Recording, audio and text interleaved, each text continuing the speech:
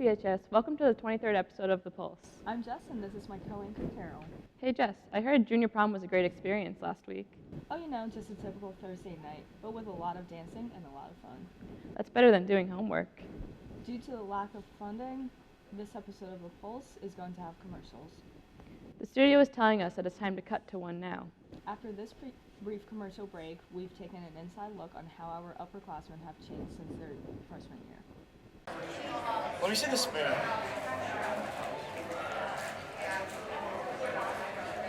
Actually, give me the fork.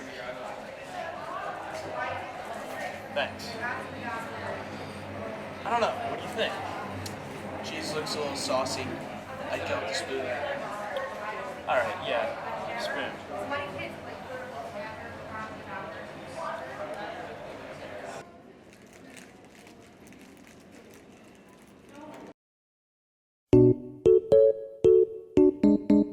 A little story from when I was a freshman was, pretty much every day I wore really tight jeans because I thought I was a cool, edgy rocker dude with no hair gel and just tight band shirts. And then my friend said, Alex, like, what the heck? You look like a real goof with those tight black jeans on. What are you, like, goth? I'm like, no, these are fine, they're comfortable. And they weren't. Khakis are much better. When I was a freshman, I was obsessed with One Direction. I sat on the floor and ate my lunch like a little pipsqueak. I didn't like Miranda Sings, but a lot of my friends did. I'm lucky I skipped that phase. So cool. And when I was a freshman, I went through a really weird phase with the Nintendo DS. So it got so bad that one day, the first day of my freshman year, first day of high school, I brought my Nintendo DS to school and I played it in the hallway at lunch, and I was having a great time. I was playing Animal Crossing. My sister walked by. My sister saw me playing the Nintendo DS in the hallway, and I don't think I've ever been roasted more in my entire life. That might be I'm really glad that my freshman year started off with me being yelled at by my sister for playing my Nintendo DS in the hallway. Okay, my freshman year, the band went on a trip to Virginia Beach, and it was a lot of fun. But the first night there, my best friend got terribly ill after eating a roadside fish taco, and he kept us up all night vomiting. So that was my story. So when I was a freshman, I had really big hair. That was back in the days when having the flow was the thing. So my hair kind of looked like a helmet because it was the same every single day. It kind of was like a flying saucer on my head because the top was normal, but then all around the sides it was just a big ring around my entire head. It's kind of disgusting. When I was a freshman, my fashion choices were a bit questionable. To start off, let's start from the bottom. I rock those Galaxy Vans. Like I didn't have Galaxy Vans. I just lied. When I was a freshman, I got my 4 wisdom teeth removed, and so for a full week, I was on Vicodin, and I just had these big cotton balls in my mouth. And so I would go into Miss O'Hara's class, and we'd be talking about photosynthesis, and she'd be going on, and I would raise my hand, and I'd go, photosynthesis. She's like, what? I'm like, photosynthesis. And my teachers all made me do presentations with cotton balls in my mouth, and I could not speak a word.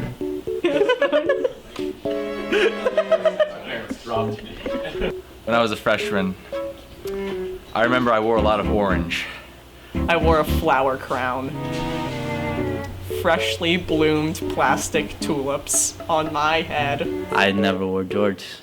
Never owned a pair of jorts.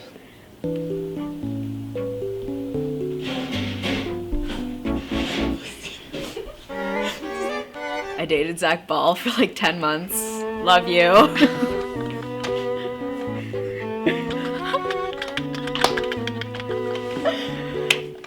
Yeah. All right. And I grew my hair out really long. I like to think of it as one of the best mullets ever, but other people didn't think so. So I cut it off, and I haven't brought it back since then. I was on the Chivali freshman team. What a mess. So then Coach Anna was like, all right, so in order to like call the ball, you have to like say it deeper, like mine. But then when she said deeper, I thought she meant like lower, so I was like mine. And ever since then, I hated volleyball. I arrive in late, like just into a passing school of like 8th graders, and I was mistaken for a middle schooler, and I spent like 10 minutes like being herded around with them before I finally spoke up and said, hey, I go here. I'm not ready to talk about this thing. So when I was a freshman, I had this sweatshirt, and you know, it came from Forever 21. I'm on a budget. What can you say? Like, look at me. We're not looking for much. I knew it had to end when my math teacher told me that his 3rd grade daughter would really like it. Really good. And fun.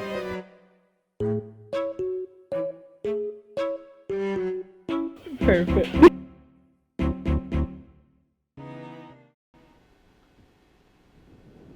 Jess, our plus class is undeniably the best. That is so true, but I hear the other classes think they're better. That's why we had to fight it out in Battle of the Classes. Next up after this wonderful commercial. You know, my last name is Lamont, so ever since I was a kid, people have been calling me Lemon, and it's stuck with me ever since. Lemon. I like that. So what's your nickname around here? You know, I don't really have one. People just call me Austin. What's up, Lemon? Hey, Bedwetter. People always clowning around over here. Bedwetter. Told you that. Confidence, Tommy. I got some work to do.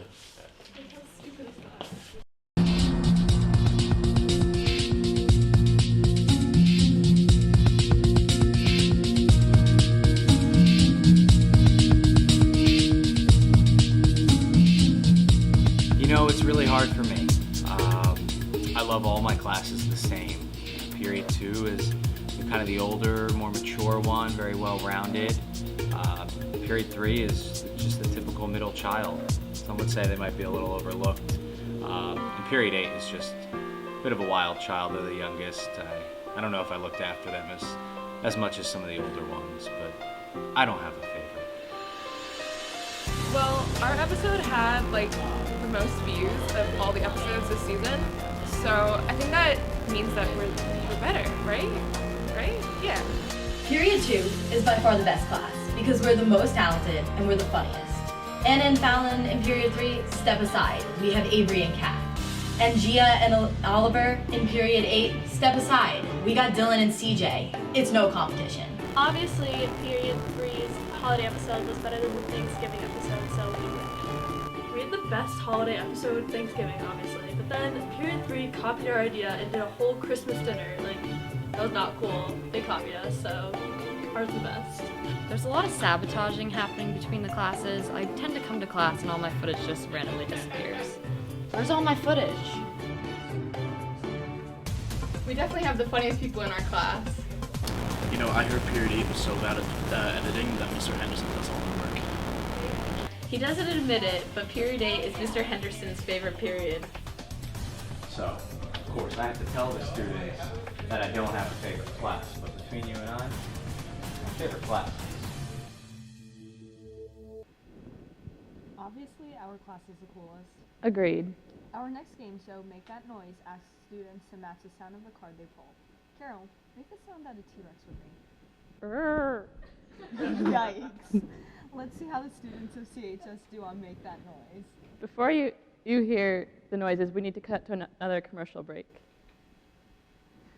Or to re-record your personal greeting, press 2. Hey, this is the Freak. I'm at my desk right now. Hey, this is the Franchise. Franchise? Nah, that's arrogant. This is the Freaky Franchise here. Hey, this is Big Time Monty P's office here. No one calls me that. Hey, this is Awesome Pierce. If you leave your name, number, and a short message, I'll be sure. Hey, Big Time Monty P, what's up?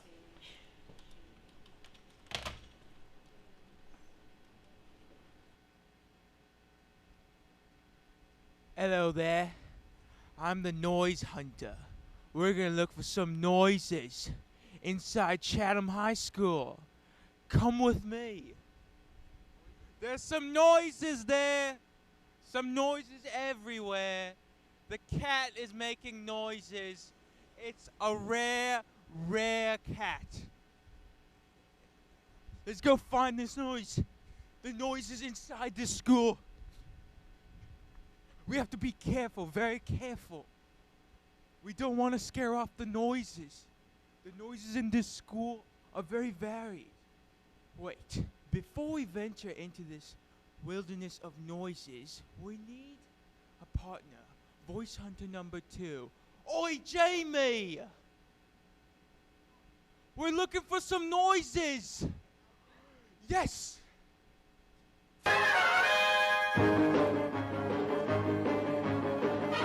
Name that noise.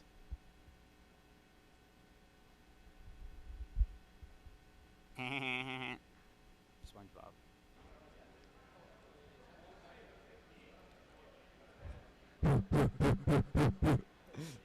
Monkey. You chose a tea kettle exploding. Now, how would that noise sound?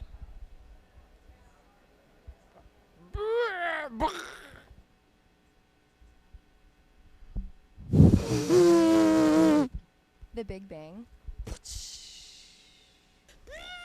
Right? Beep boop bop. Wet sponge hitting a floor. Flop. Name that noise. Name that noise.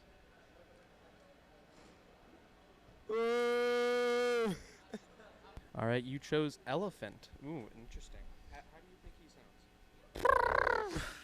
Name that noise. Moo. Way to go to the students. Imitating sounds are tricky. So true, Carol. This episode has had a lot of aggression in it. Well, our next segment is only more aggressive. Here we take a look back into season 1 with our first ever Pulse segment remake. Let's take a TBT to remake of how to film a fight scene. After we cut to our last commercial. We've been watching a lot of soccer in the office recently. It seems to be causing an increase in workplace injuries. You know, when you're set up for a goal, it's pretty just My ankle! My ankle! Get up, Boston. He's fine. No, I'm gonna be out for weeks.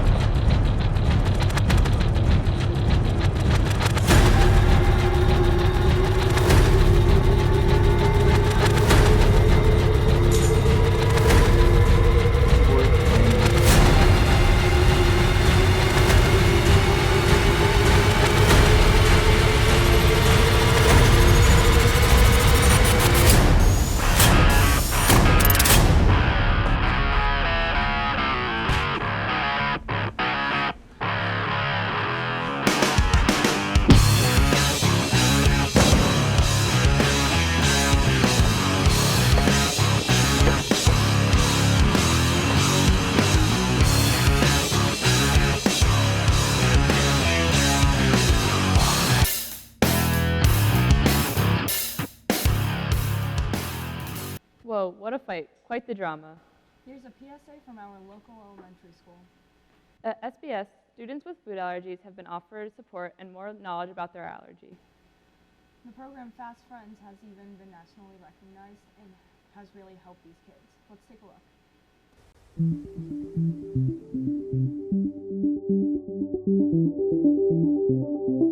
I'm Karen Leister. I'm the school nurse here at Southern Boulevard. And I'm Liz Gaynor. I'm the school psychologist. Fast Friends is a support group for children with food allergies that started here with a small grant from the Chatham Education Association in 2006. FAST stands for Food Allergy Support Team, and we've been running it every year since 2006. I think one of the big reasons we started this was to support kids. A lot of children, we realize that, in addition to the medical impact of having a food allergy, but there's also an emotional impact of how scary it is to have an allergic reaction. Parents being an opportunity to provide support to children, to each other, so that they could learn to support each other and see that, hey, I'm not the only one who's struggling with this. There's lots of other kids in the building, who also have this. And I think that was one of the neatest things that we saw in the first year. The EpiPen should travel with us wherever we go, even if we don't plan on eating. Wherever I am is where my EpiPen should be.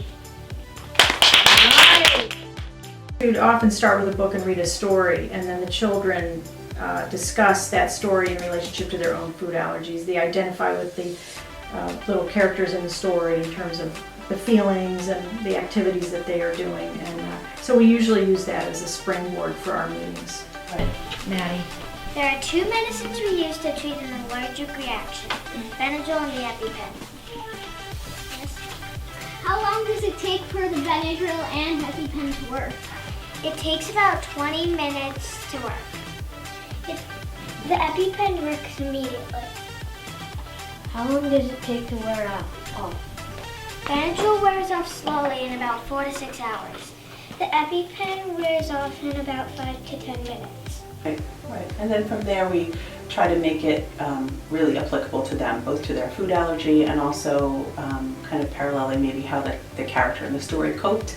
How do they cope, with their emotions, but also with maybe reading ingredient labels. We've also developed a lot of, fun activities as we've gone along to help them learn from the books.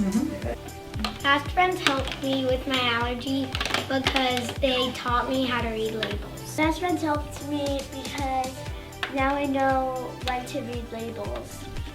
Fast Friends helped me because I used to know nothing about protecting myself about my allergy. We wanted to get bigger and better, both in our school and, we've talked about maybe trying to put our pens to the paper or our fingers to the keyboard to really capture some of this, write it down so that we could maybe publish this and let other schools across the country follow our lead.